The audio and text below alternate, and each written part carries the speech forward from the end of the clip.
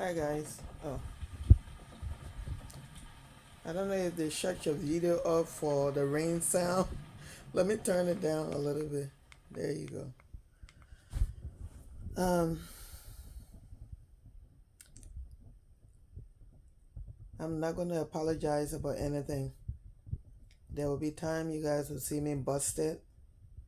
There will be time you will see me looking like this. Just came from work, and winding down to go to bed. But I want to say something before I go to bed. You know, when I was you know, what's gonna happen with these videos? Because I know every day is becoming clearer and clearer to me. And every day, what people have tried so hard over the years to stop from coming to pass, it will come to pass.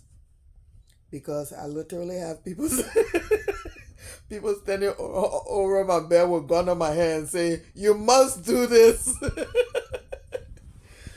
Oh my goodness. My guardian angels are like, we're not going to be standing here for no reason. You are going to go on our path. Anyways, they're like, we don't care if you talk. You're still going down that damn path. Anyway, so when I was younger, we're going to go back to Banga, West Africa, Liberia, in the swamp. The best swamp ever where I grew up.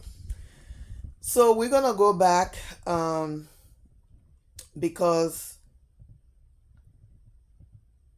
this journey started with a heartbreak. It seems like, but then when you look at some of the videos, if you have been friends with me, you go back and you pay closer later on, let's walk through the path a little bit longer. Then maybe you'll go back and say, where did this come from, or where did this start? But I'll give you some of the backstories, or the stories of what I am and what I always been, and how people started to target me. So one of the backstory I want to tell you is that when I was very young, I would have these dreams. These dreams, they were not dreams. They were battles. I would Every time I would close my eyes, I would be in a battle. I'm like Mortal Kombat. I'm flying with sword in my hand. It's just like a movie. And back then, when I started having these dreams, I was like maybe 6, 7, 8, and up when I could remember it, because most of the time I was not even paying attention. But these battles became so bad. My grandmother started setting traps at the door. I'm flying. When I say I'm flying, I'm battling people. I'm battling other entities. But I was flying doing it. We are in complete Mortal Kombat, like the Chinese movie, like flying with sword and sharp sticks and stuff like that. And I remember I will wake up, like sometimes I'll be so exhausted. I will tell her the dream, and sometimes these things they're coming closer to me, like they're conquering me. They're like about to conquer me, and and I'm finding it difficult. I remember all of my vision, and even lately since I've been by myself in solitude, since I've been forced to look at myself, the stuff is just downloading. It's just downloading. I never forgot any of these visions. Like I can describe it, and one thing I'm really good at is describing things that I remember. I'm not saying I remember everything I've done in my life, but those important things, I remember them. I remember fighting these things, these entities. Like it was just like we were all something, but we were fighting. But we were not fighting on ground. We will land on the ground, and then but we were fighting in the air, just like in a Chinese movie. I'm not kidding you. We're fighting with sword, how to call it, sharp knives, and just different weapons. And I'll wake up. Sometimes I'll wake up running, and there was a lot of mark on me. Like I will run in the wall. I would just jump. I would leap from the floor. I would jump on the bed. Then I'll go jump into the window. And so this thing, it was once in a while that it will happen so much, because when I was younger, what used to happen is that they would try to take over me. And in the dream, I'm in my vision or my dream, whatever you want to call it, I'm just moving really slow motion, but they're moving faster towards me. So I would tell my grandmother every time I would tell her, every time I would tell her over and over. And finally she said to me, Olivia, you can do it. She said, you can run from them. She said, every time they start coming and you start moving slow, start praying to God. You know, there's something I used to say. It was like, because I was not really big on prayer, I used to say, okay. So when I'm in trouble, I say, Jesus, Jesus, Jesus. So, but then it always worked. And then she told me, she said, you can actually control your dreams, because these dreams are real. It's not, is she never said it's a vision. She just told me it was dream, but she told me it was real. So anyway, growing up like that, I stayed like that till I came to the US. And then my mother found out that I was like that, but she didn't understand to what degree I was like that. So I would jump off the bed and I would slam into the wall, because I'm fighting in the air and I'm chasing somebody, or I'm running from group or whatever is chasing me. We're fighting in the air. So, one time grandma came to visit from Africa. She came to us in the US to visit. We were in Virginia at the time. And what happened this time is that, okay, so we're in this house, and big, beautiful house.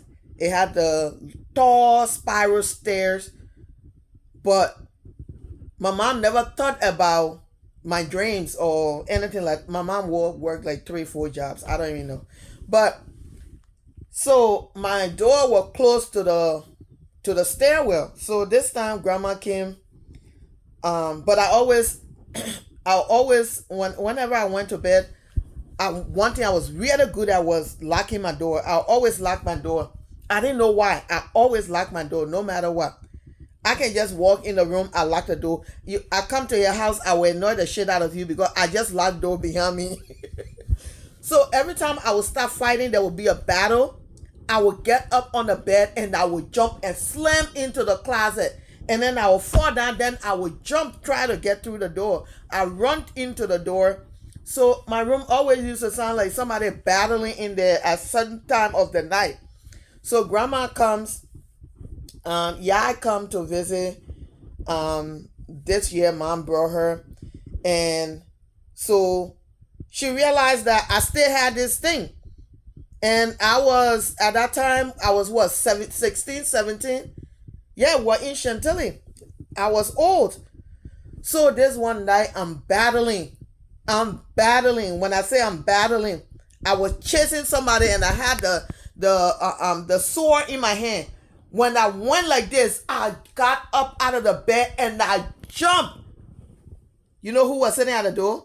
But what happened before that happened was, okay, I got in trouble and my mom removed my door for whatever reason. I don't remember what I got in trouble with. Anyway, They took my door off the hinges.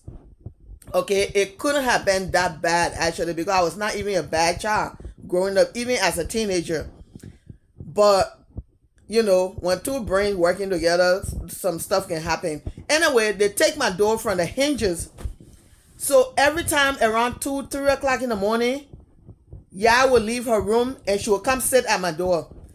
And I guess mom didn't understand why she would sit there. She had this king, right? So every time she would hear me doing something, she would go in the room. Like when she see me moving around a lot, I was like the worst person to sleep with in the bed. She will go and shake me, or she will do something. She'll do something in motion. But there's one time, I don't know if she fell asleep or what happened. They have taken my door off the hinges, and I came flying through the door. I jumped over the bare rail. I hit the wall, and I went jumping. When I flew through the door, Grandma hit me with the cane. And she hit me with the cane. She said, "You're gonna break your neck down these stairs." Anyway, so for the whole time she was there, she was just stressed out. Anyway, they end up putting my door back because Grandma would not sleep. She would just sit at the door waiting for me, and they didn't understand why she was sitting at the door waiting for me. So this is some of the things that later on she started talking to me about my dreams, and she started telling me how to escape these people when we stop battling, because she realized the battle is going on. It's not stopping. These are different things coming at me. I'm telling you, like, we're all flying. We were all something.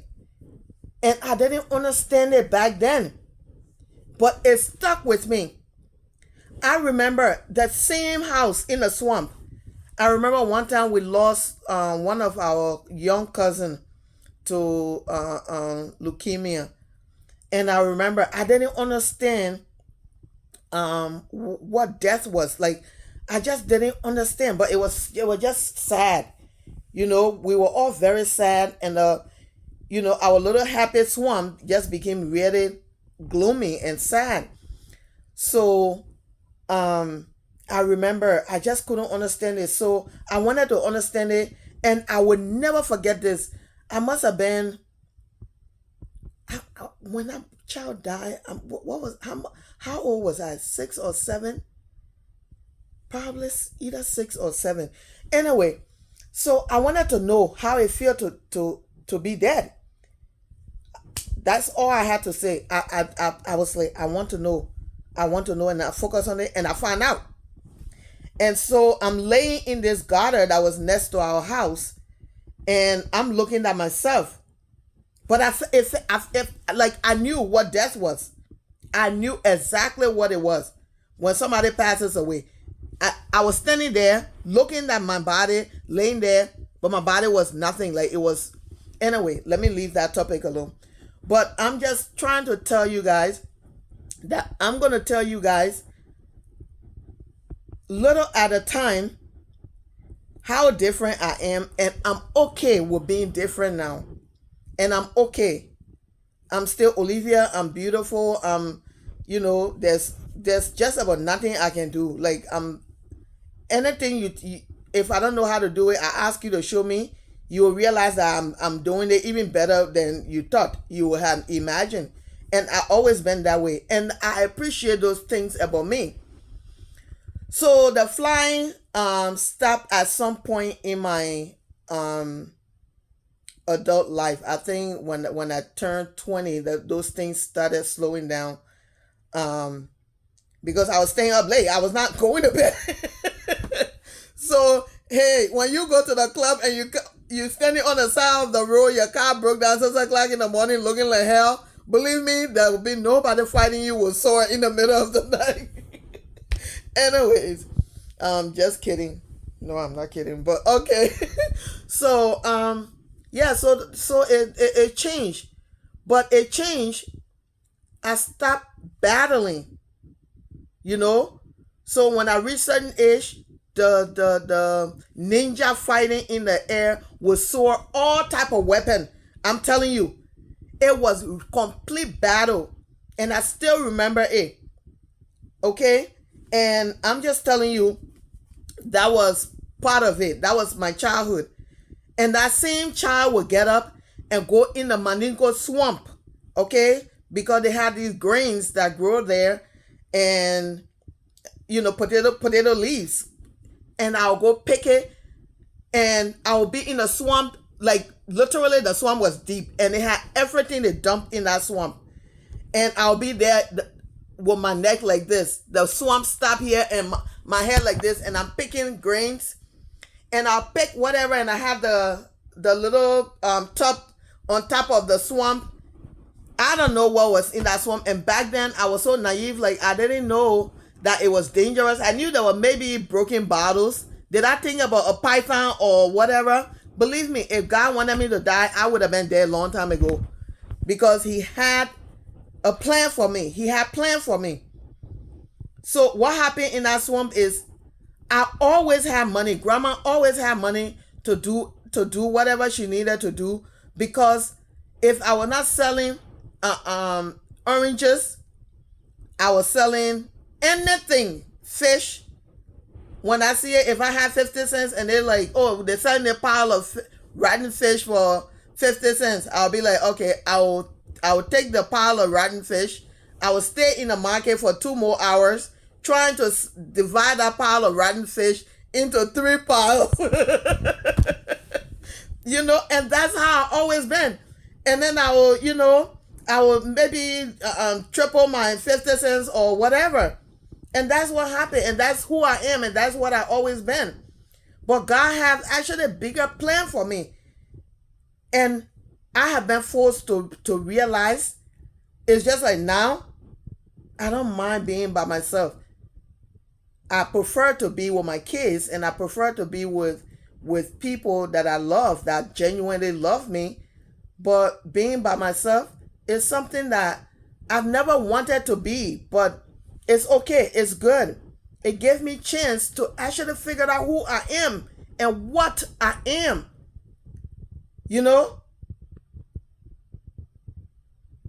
And at some point, am I going to change my name to my actual name?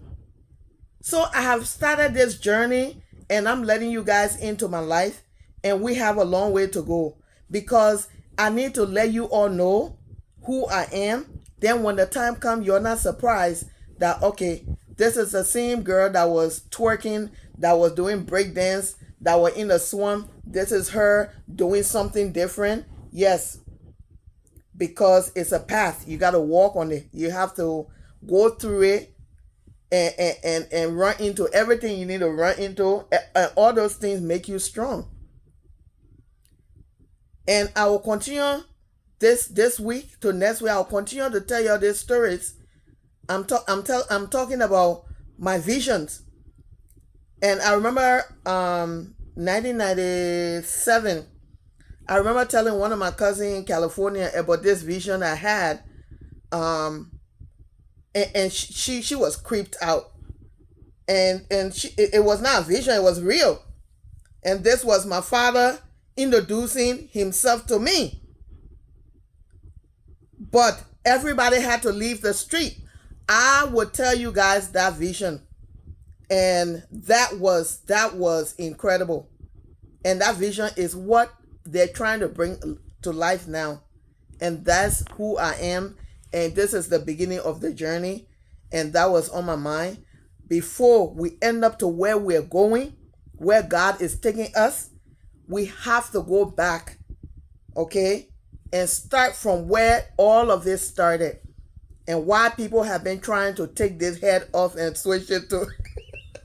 Okay, let me stop. Yes. So the time has come for me to continue on that path. That path. There's a path ahead of me. I'm not just going to get up one day and be like, I'm holy. I've never been a church person. I'm telling you guys. But we're going to walk this path, and you're going to know about me. You're going to know who and what I am and who my father is. Y'all will figure it out all on your own just by the vision. And I'm not telling y'all stuff that people cannot tell y'all, yes, this happened. So, y'all, good night. That was on my mind, and I felt like I needed to say thank you.